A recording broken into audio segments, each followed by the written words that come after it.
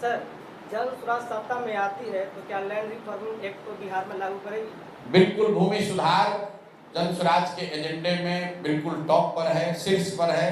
बिहार में भूमि सुधार लागू होना चाहिए, क्योंकि बिहार में देश में सबसे ज़्यादा भूमिहीन लोग रहते हैं। ग्रामीण बिहार में करीब करीब 60% बिहार की जनता, ग्रामीण क्षेत्र में रहने वाले लोग, उनके पास 1 इंच 1 धूर जमीन नहीं है।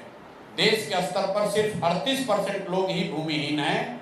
बिहार में 60% आदमी भूमिहीन है। उसमें भी अगर आप देखिएगा तो दलित समाज के जो लोग हैं, 86% दलित समाज के लोगों के पास 1 इंच जमीन नहीं है।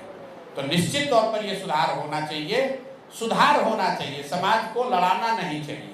सुधार का मतलब यह है कि मान लीजिए कि 25 लाख एकड़ जमीन जो सीलिंग के तहत सरकार ने आज़ादी के बाद अपने कब्जे में लिया, जिसका मालिकाना हक अभी सरकार के पास है।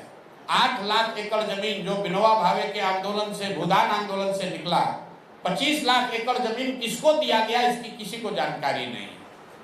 ये किसकी जानकारी किसी को नहीं है। आज जो भूमि के मालिक हैं उनको बहुत सारे ऐसे लोग हैं, 1/3 से ज़्यादा ऐसे लोग हैं जिन जमीन के मालिक हैं। आप जमीन जोत रहे हैं, लेकिन आपके पास बेचने का अधिकार नहीं है।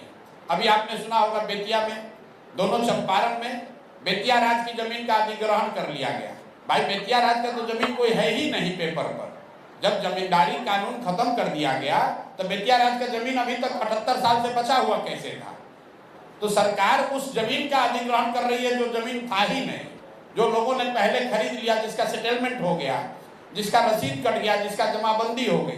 तो व्यापक भूमि सुधार पूरी व्यापकता में उसको समझकर लागू करने की जरूरत है, ताकि जिनके पास जमीन है उनका मालिकाना हक क्लियर हो, जमीन की प्रोडक्टिविटी बढ़े, उत्पादकता बढ़े, लोग अपनी जरूरत के हिसाब से जमीन का उपयोग कर सकें।